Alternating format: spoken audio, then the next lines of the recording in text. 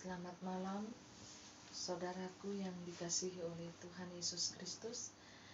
Pada saat ini, kita sungguh bersyukur kepada Tuhan kita boleh berjumpa, berada bersama-sama di dalam kasih, anugerah, dan cinta belas kasihan Tuhan itu nyata atas diri kita. Sehingga pada saat ini, kita boleh merenungkan firman Tuhan yang sungguh indah. Kita boleh bersama-sama bertemu, berjumpa, walaupun itu kita berjumpa lewat udara, tetapi sungguh pun bersuka cita. Tidak ada kekurangan sukacita yang saya rasakan, karena sukacita kita berasal daripada Allah. Sukacita ilahi itu ada senantiasa bersama-sama dengan kita semua, anak-anak Tuhan yang telah diberkati olehnya. Saya sungguh diberkati pada malam hari ini dengan firman Tuhan yang terdapat di dalam Efesus pasal 5 ayatnya yang pertama sampai ayatnya yang ke-13. Firman Tuhan berkata, hidup sebagai anak-anak terang.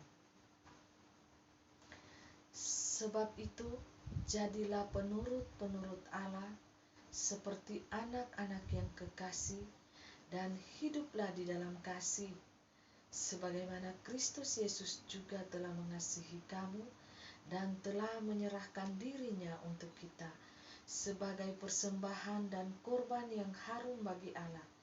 Tetapi percabulan dan rupa-rupa kecemaran atau keserakahan disebut saja pun jangan di antara kamu, sebagaimana sepatutnya bagi orang-orang kudus.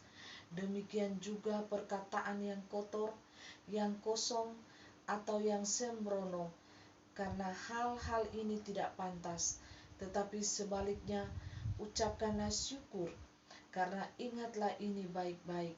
Tidak ada orang sundal, orang cemar, atau orang serakah, artinya penyembah berhala, yang mendapat bagian di dalam kerajaan Kristus dan Allah. Janganlah kamu disesatkan orang dengan kata-kata yang hampa, karena hal-hal yang demikian mendatangkan murka Allah atas orang-orang durhaka. Sebab itu, janganlah kamu berkawan dengan mereka. Memang dahulu kamu adalah kegelapan, tetapi sekarang kamu adalah terang di dalam Tuhan. Sebab itu, hiduplah sebagai anak-anak terang, karena terang hanya berbuahkan kebaikan dan keadilan dan kebenaran. Dan ujilah apa yang berkenan kepada Tuhan. Janganlah turut mengambil bagian dalam perbuatan-perbuatan kegelapan yang tidak berbuahkan apa-apa, tetapi sebaliknya, telanjangilah perbuatan-perbuatan itu, sebab menyebutkan saja pun apa yang dibuat oleh mereka di tempat-tempat yang tersembunyi telah memalukan. Tetapi segala sesuatu yang sudah ditelanjangi oleh terang itu menjadi nampak, sebab semua yang nampak adalah terang. Terpujilah nama Tuhan. Diberkatilah anak-anak Tuhan yang haus akan kebenaran firman Tuhan, yang cinta Tuhan, yang cinta dengan titah-titah, aturan-aturan Tuhan, ketetapan-ketetapan kerajaan Allah itu. Diberkatilah engkau. Firman Tuhan pada malam hari ini, saya sungguh diberkati oleh firman ini. Sebab itu, jadilah penurut-penurut Allah. Bapak Ibu yang dikasihi oleh Tuhan Yesus Kristus, jadilah kita anak-anak terang, sebagai pengikut Tuhan yang sejati, sebagai pengikut Tuhan yang bercahaya, sebagai pengikut Tuhan yang diberkati, yang kita hidup berkenan untuk menyenangkan hati Tuhan. Kita hidup dan berfokus hanya untuk menyenangkan hati Tuhan. Jadi, sebagai anak-anak yang kekasih, hiduplah di dalam kasih Kristus, sebagaimana Kristus Yesus juga telah mengasihi kamu. Jadi kalau kita sebagai anak-anak terang, perbuatan kita, hati kita, pikiran kita yang telah diterangi oleh kuasa ilahi, oleh kuasa Yesus Kristus itu sendiri, kita akan membuahkan kebaikan, kebenaran, dan keadilan ilahi. Kita akan menghasilkan buah-buah yang manis di dalam kehidupan ini. Bapak, Ibu, Saudaraku yang dikasihi oleh Tuhan Yesus Kristus, Yesus telah memberikan contoh dan teladan yang sempurna bagi kita, bagi anak-anak Tuhan Yesus yang hidup di muka bumi ini. Dia telah memberikan contoh teladan yang sungguh indah bagi kita, anak-anaknya. Untuk itu, ikutilah teladan hidup yang telah diberikan oleh Tuhan Yesus Kristus. Memang secara manusia kedagingan kita lemah. Kita mungkin akan menghadapi gesekan-gesekan, hinaan-hinaan daripada dunia ini. Kita akan mendapatkan fitnah, hinaan daripada dunia ini. Karena apa? Karena jalan Yesus Kristus, jalan ilahi itu tidak sama dengan jalan duniawi. Jikalau kita telah mengikuti daripada jalan Kristus, maka dunia akan menganggap kita sebagai orang yang aneh. Dunia akan menganggap kita sebagai orang gila. Dunia akan menganggap kita sebagai orang yang setengah-setengah, Bapak Ibu. Karena jalan yang kita tempuh adalah jalan supranatural ilahi itu. Akan sangat berbeda dengan jalan dunia ini. Akan sangat berbeda dengan pemikiran logika dunia ini. Akan sangat berbeda dengan hikmat yang dimiliki oleh dunia ini. Karena jalan ilahi itu menuju jalan kerajaan surga. Maka setiap anak-anak Tuhan yang telah melepaskan diri daripada keterikatan dunia ini akan dianggap aneh, akan dianggap gila, akan dianggap super aneh. Karena apa? Karena pikiran yang mereka miliki adalah pikiran ilahi daripada Kristus. Mata pandangan mereka telah diubahkan oleh Allah. Hati mereka telah diubahkan oleh Allah. Dan langkah kaki perbuatan mereka telah diubahkan oleh Allah, yakni melayani Tuhan, menyukakan hati Tuhan, menyenangkan hati Tuhan, dan pandangan logika tidak akan sama dengan anak-anak kegelapan. Anak-anak yang telah berjalan di dalam terang ilahi itu tidak akan sama cara pola pikir mereka. Tidak akan sama cara pola pikir pandangan mereka memandang dunia ini. Tidak akan sama cara hati mereka di dalam melihat keadaan dunia ini. Walaupun beribu-ribu manusia menghina mereka, walaupun beribu-ribu manusia akan mengatai-ngatai mereka, tetap mereka hidup di dalam kesukacitaan, kebahagiaan, damai, karena mereka ada di dalam dimensi Allah tersebut. Itulah anak-anak terang, anak-anak ilahi. Jadi Bapak, Ibu, Saudaraku yang dikasihi oleh Tuhan Yesus Kristus, daging kita lemah, manusia kita ini lemah, Bapak Ibu. Mengapa anak-anak terang ilahi itu kuat dan bercahaya di tengah-tengah kegelapan dunia ini? Jikalau tidak ada bantuan daripada kuasa ilahi itu, yaitu roh kebenaran, roh kudus Allah itu, maka anak-anak terang itu akan kuat berdiri teguh di dalam kebenaran firman Tuhan itu. Jadi Bapak, Ibu, Saudaraku yang dikasihi Tuhan, jadilah anak-anak terang, jadilah penurut-penurut perintah-perintah Tuhan, jadilah penurut-penurut titah-titah kerajaan Allah tersebut. Jadilah duta Allah di dalam kegelapan dunia ini. Berdirilah teguh di dalam kebenaran firman Tuhan itu. Memang dahulu kamu adalah anak-anak kegelapan. Memang dahulu kamu gemar melakukan dosa itu. Karena kamu belum diterangi oleh kuasa ilahi itu. Tetapi manakala kuasa ilahi itu akan datang kepada kamu, kamu akan dirubah menjadi anak-anak ilahi, menjadi anak-anak terang. Sehingga perbuatan-perbuatan gelap kita akan ditelanjangi oleh kebenaran ilahi itu, akan ditelanjangi oleh kuasa Tuhan itu, sehingga kita sebagai anak-anak terang, kita tidak akan melakukan perbuatan-perbuatan kegelapan tersebut, perbuatan-perbuatan yang menyakiti hati Allah. Karena kita telah berada di dimensi Allah tersebut, maka kita akan menelanjangi perbuatan-perbuatan gelap itu dengan sinar kemuliaan Allah tersebut, yaitu terang ilahi. Manakala terang ilahi itu ada di dalam setiap diri anak-anak Tuhan, maka perbuatan-perbuatan gelap kita akan ditelanjangi, dan kita akan bertobat sungguh-sungguh di hadapan Tuhan, mengakui akan keberdosaan kita, pelanggaran kita, kesalahan kita.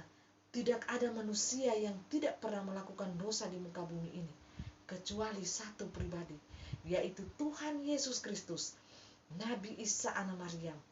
Isa anak Maryam yang dikenal sebagai Tuhan Allah, Juru Selamat penebus dosa seluruh umat manusia yang pernah ada hidup di tengah-tengah dunia ini.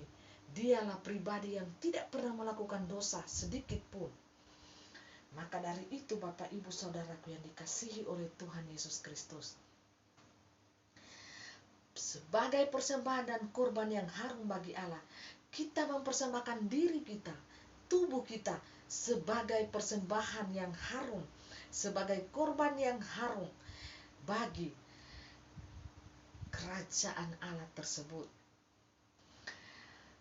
Bapak Ibu Saudaraku yang dikasihi Tuhan Yesus Kristus, kita telah terlebih dahulu mengenal siapa pribadi Isa anak Maryam itu. Dialah pribadi Allah yang turun ke tengah-tengah dunia ini untuk menyelamatkan semua orang yang berdosa. Dialah Allah, dialah Isa anak Maryam yang tanpa memandang suku, ras, dan agama. Dia hanya memandang kita adalah manusia ciptaannya, manusia yang diciptakannya segambar dan serupa dengan dirinya, pribadi Allah itu. Maka dari itu, sejahat-jahatnya manusia, sekotor-kotornya manusia perbuatan kita, ada citra dan gambar rupa Allah di dalam diri setiap kita manusia. Itulah yang dipandang oleh Allah, itulah yang dilihat oleh Allah. Dia tidak melihat dosa kita, pemberontakan kita, sekalipun kita penjahat kelas kakap. Dia tidak melihat itu semua. Yang dia lihat adalah citra gambar dirinya dan rupa Allah itu di dalam diri kita, secitra dengan gambar dirinya. Dan dia menyelamatkan kita setelah kita mengakui penebusannya, pengorbanannya di atas kayu salib 2000 tahun yang lalu terjadi. Itulah yang akan menyelamatkan diri kita di alam kekekalan nanti. Jadi Bapak Ibu Saudaraku yang dikasihi Tuhan, pengorbanan Yesus Kristus di atas kayu salib, itulah yang merupakan sentral iman kita anak-anak terang. Anak-anak yang telah dibenarkan, anak-anak yang telah dikuduskan, anak-anak yang telah disucikan, dimateraikan oleh Allah. Itulah yang akan menerima keselamatan daripada Allah itu sendiri, dan akan menerima kelima mahkota yang telah disediakan oleh Allah sendiri, oleh Allah Bapa Surgawi kepada kita anak-anak yang dikasihinya. Dia telah memberikan contoh. Dialah sebagai korban yang harum bagi manusia, bagi Allah di hadapan Bapa Surgawi. Dan kita sebagai anak-anak Tuhan, marilah kita memberikan tubuh kita, memberikan jiwa dan roh kita sebagai persembahan yang harum di hadapan Tuhan. di hadapan Tuhan Bapak Ibu. Kita memberikan tubuh kita, jiwa dan roh kita yang telah dibenarkan, dikuduskan oleh Allah itu menjadi korban persembahan yang harum di hadapan Allah. Bapak, Ibu, Saudaraku yang dikasihi Tuhan, segala percabulan, rupa-rupa kecemaran, keserakahan, disebut saja pun jangan di antara kamu. Karena kamu adalah anak-anak Allah, anak-anak yang telah disucikan, dikuduskan oleh Allah. Menyebut saja pun jangan di antara kamu. Belajarlah kita, termasuk diri saya. Saya belajar untuk menyucikan mulut saya. Saya belajar untuk menguduskan mulut saya, untuk dipakai oleh Allah, menceritakan hal-hal yang mulia, menceritakan hal-hal yang kudus, menceritakan hal-hal yang manis, menceritakan hal-hal yang berasal daripada Allah. Tuhan, baharuilah hatiku, baharuilah mulutku, baharuilah batinku, baharuilah mataku, baharuilah kakiku, tanganku, seluruh organ tubuhku, untuk dipakai oleh Tuhan sebagai alat-Mu yang kudus, yang berkenan, dan yang mempermuliakan nama-Mu di tengah-tengah dunia ini, sehingga orang lain, orang banyak, segala suku bangsa, segala bangsa dapat melihat Engkau di dalam diri setiap anak-anak Tuhan, dapat melihat Engkau, pribadi-Mu hidup di dalam diriku, pribadi-Mu Tuhan bercahaya di dalam diriku. Engkau telah menguduskan, menyucikan, membenarkan diriku dari hamba yang berdosa menjadi hamba yang mulia di hadapan Tuhan, dari bejana yang kotor, bejana tanah liat yang tidak berarti apa-apa, menjadi bercahaya, menjadi bernilai, menjadi bintang di tangan kanan Allah.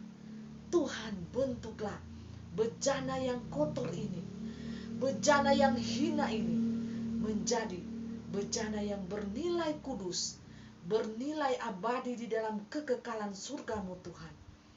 Pakailah hamba-Mu ini menjadi duta-Mu di tengah-tengah kegelapan dunia ini. Berbicaralah Engkau dengan memakai tubuh, jiwa, roh, dan raga hamba-Mu, sehingga nama Tuhan dikenal, nama Tuhan dikagumi orang, nama Tuhan disanjung, ditinggikan, disembah, dimuliakan di tengah-tengah dunia ini. Dan biarlah hamba semakin kecil dan nama-Mu Tuhan semakin besar, semakin dimuliakan di tengah-tengah dunia ini. Dan jadikanlah hamba-Mu sebagai penyembah-penyembah yang benar, yang kudus, yang mulia, yang ekselen di hadapan Tuhan. Terpujilah nama Tuhan. Diberkatilah anak-anak Tuhan yang memiliki kerendahan hati. Diberkatilah anak-anak Tuhan yang memiliki ketulusan hati untuk melayani Tuhan. Diberkatilah anak-anak Tuhan yang dengan serius melayani Tuhan. Diberkatilah anak-anak Tuhan yang senantiasa menjaga kekudusan hidupnya, yang senantiasa menjaga kebenaran firman Tuhan di dalam dirinya. Setelah Tuhan membenarkan hidupnya, Tuhan membenarkan dia, dan Tuhan memakai anak-anak Tuhan yang memiliki hati yang betul-betul sungguh-sungguh bernyala di hadapan Tuhan. Terpujilah nama Tuhan, terpujilah nama Tuhan. Biarlah nama Tuhan semakin disanjung tinggi. Biarlah nama Tuhan semakin dimuliakan di tengah-tengah dunia ini, di tengah-tengah kegelapan dunia ini. Bapak Ibu yang dikasihi oleh Tuhan Yesus Kristus, anak-anak Tuhan, ingatlah baik-baik Tidak ada orang sundal, orang cemar, orang serakah. Semuanya itu artinya adalah mereka adalah penyembah berhala di hadapan Tuhan. Jadi, penyembah berhala bukan saja dikatakan menyembah setan atau iblis, tetapi penyembah berhala itu adalah orang-orang sundal, orang-orang yang memakai tubuhnya, memakai dirinya sendiri untuk menyundalkan diri, melakukan hal-hal yang cemar, melakukan persinahan, melakukan percabulan, baik itu percabulan dengan mamon, percabulan dengan persinahan dengan sesamanya manusia, percabulan dengan segala apapun miliknya, harta kekayaannya. Dia menomorsatukan kekayaannya, hartanya, itu merupakan penyembah berhala di hadapan Tuhan. Dan orang-orang yang memiliki hati serakah, jiwa serakah, itu merupakan penyembah berhala di hadapan Tuhan. Bukan saja secara mistik mereka menyembah setan secara langsung ataupun tidak langsung, tetapi manakala kita menomorduakan Allah di dalam kehidupan kita, kita menyanjung diri kita, kita sombong dan angkuh terhadap diri kita, baik itu melalui kepintaran kita, baik itu melalui ketampanan kita, baik itu melalui kecantikan kita, kita membanggakan diri, baik itu melalui harta kekayaan kita, baik segala apapun yang kita miliki di dalam dunia ini, kita menomorduakan Allah. Di hadapan Allah tersebut akan mengecek jiwa, tubuh, dan roh kita. Maka kita akan dikatakan sebagai penyembah berhala di hadapan Tuhan. Jadi pada intinya, nomor satukanlah Allah di dalam hidup kita. Allah yang mana? Bukan Allah yang mati, tetapi Allah yang hidup. Allah yang hidup itu Allah yang seperti apa? Allah yang hidup itu adalah Allah di dalam dimensi roh dan kebenaran. Itulah Allah yang hidup. Bapak, Ibu, Saudaraku yang dikasihi Tuhan, anak-anak Tuhan, itulah Allah yang hidup. Allah di dalam roh dan kebenaran. Untuk itu Allah berkata dalam firman-Nya, sembahlah aku di dalam roh dan kebenaran, maka aku akan menerima orang-orang anak-anak Tuhan yang menyembah Dia di dalam roh dan kebenaran. Itu berbicara mengenai hati kita, iman kita, bukan berbicara tentang fisik kita yang dilihat oleh orang. Kita datang beribadah, tetapi roh dan hati kita lari daripada penyembahan itu. Tetapi marilah anak-anak Tuhan datang kepada Tuhan di dalam roh dan kebenaran hidup kita. Jangan kita hanya dilihat orang kita beribadah, tetapi perbuatan kita melakukan kecemaran terus di hadapan Tuhan.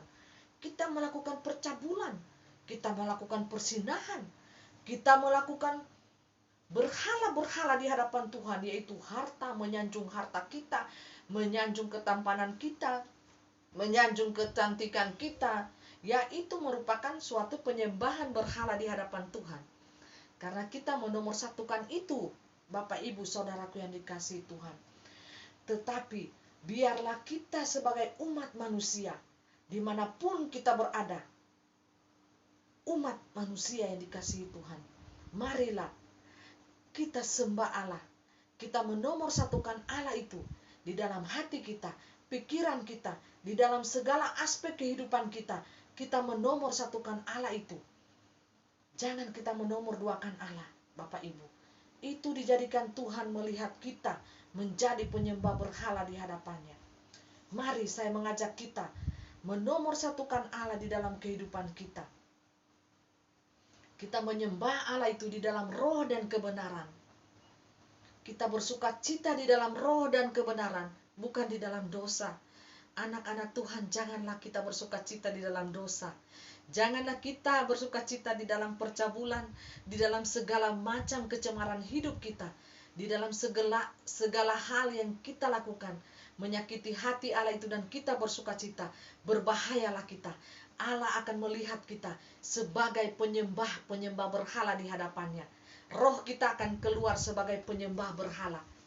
Bapak, Ibu, Saudaraku yang dikasihi Tuhan, mari jadikanlah roh kita jiwa kita sebagai penyembah-penyembah di dalam roh dan kebenaran, dan hidupilah firman itu di dalam hidup kita, dan jangan jadikan diri kita sebagai orang yang munafik. Ya, mari kita transparan di hadapan Allah.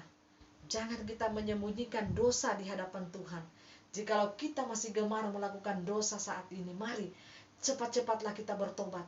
Ambil tindakan pertobatan yang sungguh-sungguh di hadapan Tuhan, agar supaya jiwa kita, agar supaya hati kita dilihat oleh Tuhan sebagai penyembah-penyembah yang datang ke hadiratnya di dalam roh dan kebenaran, plus kerendahan hati yang diutamakan, kekudusan hati, ketulusan hati untuk datang di hadapan Tuhan. Jangan kita memiliki jiwa yang serakah, Bapak Ibu. Itu merupakan suatu penyembah berhala di hadapan Tuhan. Jiwa yang serakah, ingin menguasai dunia, memiliki dunia ini. Apa yang kita dapatkan dari hal itu? Apabila jiwa kita, roh kita ini binasa di hadapan Tuhan, percumalah kita memiliki seisi dunia ini. Apabila roh kita hidup kekal di alam keabadian itu, kita menderita siksa di dalam api kekekalan. Apalah gunanya semua harta yang kita punyai? Apa gunanya semua hal yang kita punyai? Ketampanan, kecantikan, kebanggaan selama kita hidup. Apa gunanya? Itu tidak akan berguna. Tetapi marilah kita dengan kerendahan hati kita untuk datang kepada Tuhan. Kita mengakui dosa-dosa kita di hadapan Tuhan. Kita berkata, Tuhan, aku tidak layak untuk menghampiri hadirat-Mu yang Maha Kudus. Tuhan, tolong ampuni segala dosa-dosaku, baik itu dosa pikiran, perkataan, hati, perbuatanku, Tuhan. Suci kuduskan hamba-Mu ini yang berdosa, hamba-Mu yang hina dan sangat berdosa ini. Tuhan, ampunilah hamba-Mu, karena hamba-Mu tidak layak di hadapan Tuhan. Sungguh pun untuk menghampiri hadirat-Mu, hamba tidak layak. Tuhan, tolong gantikan gaun kotor hamba-Mu ini dengan gaun yang kudus yang telah disucikan oleh Tuhan, dengan penebusan darah-Mu Tuhan di atas kayu salib 2000 tahun yang lalu itu. Engkau telah membayar lunas kepada iblis Lucifer itu, Tuhan, sehingga hamba-Mu tidak menanggung dosa itu di dalam api kekekalan neraka. Tetapi Engkau telah menebus segala dosa-dosaku, baik dosa dahulu, dosa sekarang, dan dosa yang akan datang. Engkau telah menebus semuanya itu, dan Engkau telah membayar lunas kepada iblis Lucifer itu, kepada setan. Dan hamba ini boleh dikatakan hamba yang merdeka, hamba yang telah mengalami penebusan. Penebusan itu gratis, Bapak Ibu, saudaraku yang dikasihi Tuhan, tetapi sangat mahal, karena ditebus dengan darah Allah sendiri yang telah tercurah di atas kayu salib 2000 tahun yang lalu. Bapak, Ibu, saudaraku yang dikasihi Tuhan, marilah kita mengambil kesempatan yang singkat ini untuk datang sungguh-sungguh bertobat. Gantilah gaun kotor kita, gaun pemberontakan kita, gaun roh kita yang kotor itu. Mari, selagi masih ada kesempatan, selagi pintu tobat itu masih terbuka untuk kita, cepatlah kita bertobat di hadapan Tuhan Allah yang Maha Kudus. Gantilah gaun kotor kita itu dengan pertobatan kita yang sungguh-sungguh di hadapan Allah yang Maha Kudus, Allah yang esa, Allah yang memiliki pribadi yang kudus, tetapi satu di dalam ketiga pribadi itu. Dia adalah esa, tunggal, dan satu. Dia adalah pribadi Allah yang Maha Kudus, hidup di dalam roh, dan roh itu hidup selama-lamanya. Bukan Allah yang mati, bukan Allah batu, bukan Allah pohon, bukan Allah tanah, tetapi Allah yang kita sembah, namanya Yesus Kristus Tuhan, Yeshua HaMashiach Elohim, Yehova. Dialah Allah yang hidup, Bapak Ibu. Dialah Allah yang bersemayam di dalam kerajaan surganya. Mari kita kenali jalan yang lurus itu. Selama kita masih ada waktu, diberikan Tuhan, kita masih hidup sampai detik ini, kenalilah jalan yang lurus itu, Bapak Ibu. Saya sangat mengasihi kalian. Saya sangat mencintai kalian. Untuk itu saya senantiasa mengingatkan kepada kita sekalian, carilah jalan yang lurus itu selagi kita masih ada. menghirup udara di tengah-tengah dunia ini. Karena Allah yang Maha Kudus tidak pernah memandang agama. Dia tidak pernah memandang suku, ras, dan bangsa. Yang Dia pandang adalah kita makhluk yang berharga di hadapan Tuhan. Manusia adalah diciptakan oleh Allah serupa dan segambar dengannya. Yang Allah nilai adalah hati kita. Yang Allah nilai adalah roh kita.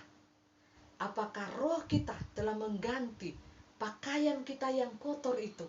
Kita telah mengganti dengan pakaian kita yang kudus, yang telah dibenarkan oleh Tuhan, pakaian yang telah disiapkan oleh Tuhan Yesus Kristus, yaitu kain lenan halus, perbuatan kebaikan, kebenaran kita di dalam Yesus Kristus.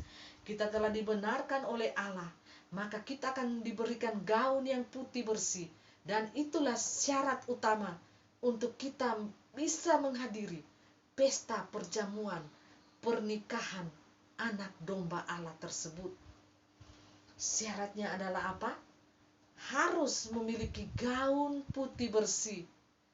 Manakala kita tidak memiliki gaun itu di dalam roh kita, kita tidak mengenakan gaun putih yang bersih itu di dalam roh kita, setelah kita berpindah alam, maka malaikat Tuhan itu akan menolak kita. Pada saat kita masuk pintu kerajaan surganya, malaikat Tuhan telah berjaga-jaga di depan pintu kerajaan itu dengan pedang yang bernyala-nyala. Maka manusia roh kita yang tidak memiliki gaun putih yang bersih itu, kain lenan halus yang telah disediakan oleh Allah itu, itulah pakaian roh kita manusia, Bapak Ibu, anak-anak yang dikasihi oleh Tuhan Yesus Kristus. Kenakanlah itu, karena Allah telah menyediakan gaun putih itu sangat banyak. Maukah kita mengambilnya untuk pakaian roh kita di alam kekekalan nanti, manakala kita berpindah alam? Jangan ada penyesalan, ratap tangis. Jangan ada tangisan yang luar biasa yang akan terjadi di alam kekekalan itu, Bapak Ibu. Hati Allah juga akan sedih melihat manusia ketika datang di alam kekekalan itu, melihat mereka meraung-raung, menangis dengan sangat menyayat hati. Tetapi ketika waktu itu akan datang, Allah berkata, di manakah ketika suara kebenaran itu telah disampaikan oleh para hamba-hambaku yang aku pakai selama mereka hidup di tengah-tengah dunia ini, yang telah berseru-berseru kepada kalian, bertobatlah, bertobatlah, gantilah, gantilah gaun kotor kalian dengan gaun putih yang bersih. Gaun pemberontakan kalian di hadapan Tuhan, gantilah cepat-cepat dengan gaun putih bersih yang telah Allah siapkan. Yeshua HaMashiach telah menyiapkan gaun itu. Di manakah telinga kalian? Apakah kalian menolak pemberitahuan itu, suara kebenaran ilahi itu yang datang kepada kalian? Apakah kalian menutup hati kalian untuk suara ilahi itu? Atau kalian membuka hati kalian untuk Yeshua HaMashiach Isa anak Maryam itu datang di hati kalian? Apakah kalian membuka hati kalian untuk Dia Allah yang Maha Kudus, Allah yang hidup itu, untuk masuk di dalam hidup kalian?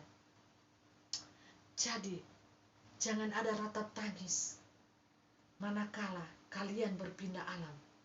Karena hamba-hambaku telah kuutus untuk berbicara, bertobatlah, bertobatlah. Waktuku singkat, sangat singkat sekali. Tidak ada penundaan waktu lagi. Di detik-detik terakhir ini, waktu ini dipersingkat, sangat dipersingkat. Ketika aku datang tiba-tiba di tengah-tengah dunia ini, seperti seorang pencuri, tidak ada satupun manusia yang akan tahu manakala hari itu tiba. Dan dalam sekejap mata, umatku, anak-anakku yang kekasih dalam Tuhan, akan diungsikan, akan hilang lenyap dalam sekejap mata. Dan disitulah akan terjadi banyak tangisan, Manakala kalian mendapati diri kalian tertinggal di muka bumi ini, manakala kalian mendapati diri kalian tidak terangkat dan tidak akan terangkat, kalian akan sedih sekali. Mengapa aku menyia-nyiakan waktu yang singkat ini dengan bodoh? Mengapa aku tidak menggunakan hari-hariku? Mengapa aku tidak menghitung hari-hariku sedemikian bijaksana? Mengapa aku tidak memakai hari-hari hidupku sedemikian rupa sehingga nama Tuhan dipermuliakan, nama Tuhan bersinar di dalam hidupku? Mengapa aku menggunakan hari-hari terakhir ini dengan melakukan dosa di hadapan Tuhan, dengan menyakiti hati Tuhan? Tetapi manakala hari itu akan tiba, disitulah mata kalian akan terbuka dan akan menyesali segala sesuatu. Dan terimalah penderitaan itu selama 7 tahun masa antikris. 6 berkuasa di tengah dunia ini. 3 angka 666 itu adalah angka sempurna bagi manusia. Terimalah itu dan tubuh kalian akan disiksa sedemikian rupa. Tetapi percayalah, janganlah engkau anak-anakku menyangkali namaku, Yesus Kristus Tuhan. Jangan pernah engkau menyangkal. Jikalau engkau menyangkal namaku di tengah-tengah dunia ini untuk menyelamatkan jiwamu, nyawamu, maka engkau akan kehilangan nyawamu, rohmu di alam kekekalan nanti. Karena siapa yang berkuasa, siapa yang memegang kendali alam ini, akulah dia, rohku yang sedang berkata-kata kepada kalian saat ini. Akulah dia, namaku Yeshua HaMashiach Elohim. Akulah dia, Alfa dan Omega. Anak ini hanya aku pakai tubuhnya untuk memperkenalkan akulah dia, Yesus Kristus namaku. Tuhan di langit, di bumi, di bawah bumi, di atas langit. Akulah dia yang memegang kekuasaan kendali 2 dunia ini. Akulah dia. Akulah dia yang sedang berkata-kata ini kepada kalian. Akulah dia, firman itu yang hidup. Rohku, firmanku yang hidup. Di dalam firman Tuhan yang kalian baca ini, akulah dia, rohku yang berkata-kata pada saat ini. Hanya memakai tubuh anak ini. Tidakkah kalian sadar selama ini aku memakai tubuh anak ini? Untuk itu kalian melihat dia agak sedikit aneh. Kalian menyangka dia, kalian mengatakan dia gila, kalian menyatakan dia stres, karena akulah yang sering memakai tubuh anak ini. Untuk itu dia menyingkapkan segala rahasia-rahasia dunia ini sebelum terjadi, karena akulah di dalam dia, dia di dalam aku. Rohku senantiasa bersemayam di dalam diri anak ini, karena anak ini memiliki ketulusan hati, kerendahan hati di dalam dirinya. Orang lain sering menuduh dia macam-macam. Orang-orang di sekitarnya sering berkata macam-macam menghina kepada dia. Dia tidak peduli. Dia datang kepadaku.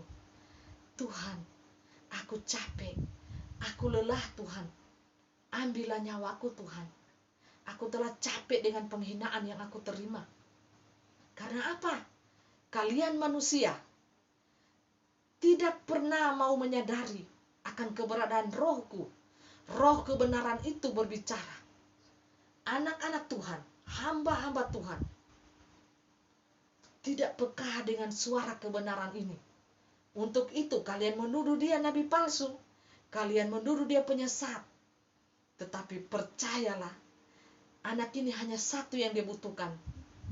Yeshua HaMashiach Elohim, Roh Kudus itu berjalan. Dia berkata kepadaku, Tuhan, aku tidak butuh apa-apa di tengah dunia ini. Aku tidak butuh siapa-siapa di tengah-tengah dunia ini. Dunia boleh menghinaku. Orang-orang di sekeliling boleh menghinaku. Pendamping hidupku, suamiku boleh menghinaku, mencercaku, mencaci makiku. Teman-temanku, orang-orang di sekelilingku boleh menghinaku. Yang aku butuhkan Tuhan, hanya Engkau. Hanya Engkau Tuhan. Itulah hati anak ini. Itulah hati yang dimiliki oleh anak ini. Dia tidak butuh siapapun di dunia ini. Dia tidak butuh siapapun untuk membela dia. Yang aku butuhkan Engkau Tuhan. Yang aku butuhkan hanya Engkau Tuhan. Pribadimu yang aku butuhkan. Karena Engkau tidak pernah salah dalam menilai hati manusia. Engkau tidak pernah salah di dalam melihat apapun perbuatan manusia di tengah-tengah dunia ini. Itulah hati yang dimiliki oleh anak ini. Dia hanya butuh aku. Dia tidak butuh kalian yang senantiasa menghina dia, meremehkan dia. Tidak. Dia tidak butuh kalian. Kalian mau memuji dia, kalian mau menghina dia, no problem. Dulu dia pernah tersakiti. Dia pernah menanggapi kata-kata kalian, tetapi aku senantiasa menghibur dia. Roh Kudusku, roh kebenaranku senantiasa menguatkan dia, menghibur dia. Dia berkata bahwa aku tidak butuh manusia untuk memuji, menyanjungnya, ataupun menghinanya. Karena yang dia butuhkan adalah rohku, roh Allah Yesua Hamasia, Alfa dan Omega. Di dalam dirinya sudah cukup, lebih dari cukup di dalam dirinya. Dan aku sangat berkenan kepada hati yang seperti ini. Percayalah anak-anakku, hati yang seperti ini adalah hati yang sangat ekselen di hadapan mataku. Dia berani membayar harga, nyawanya, jiwanya disiksa di tangan dukun, di tangan supranatural dunia setan itu, Lucifer. Dia mati berapa kali di tangan dukun, aku menghidupkannya kembali. Itulah anak-anak Tuhan. Jikalau kalian tidak sayang nyawa kalian demi namaku, maka nyawa kalian akan berlipat-lipat kali ganda. Aku menghidupkan kalian, karena akulah yang memegang nyawa kalian, roh, jiwa, dan tubuh kalian. Siapakah yang bisa dapat membinasakan kalian jikalau rohku ada bersama dengan kalian? Jikalau manusia bisa menyentuh tubuh kalian pada saat ini, maka kalian mati. 5 menit kemudian, 10 menit kemudian, aku menghidupkan kalian. Apakah kalian percaya itu? Bahwa akulah pemegang kehidupan di tengah-tengah dunia ini, di alam kekekalan. Akulah dia yang berkata-kata ini, rohku yang berkata-kata pada saat ini bisa menghidupkan kalian yang sudah mati, bisa membunuh tubuh, roh, jiwa kalian di alam kekekalan itu. Akulah dia, Allah, roh Allah yang senantiasa berkata-kata di depan kalian ini. Aku hanya memakai dia, tubuhnya. Percayalah, dunia ini akan segera ditutup.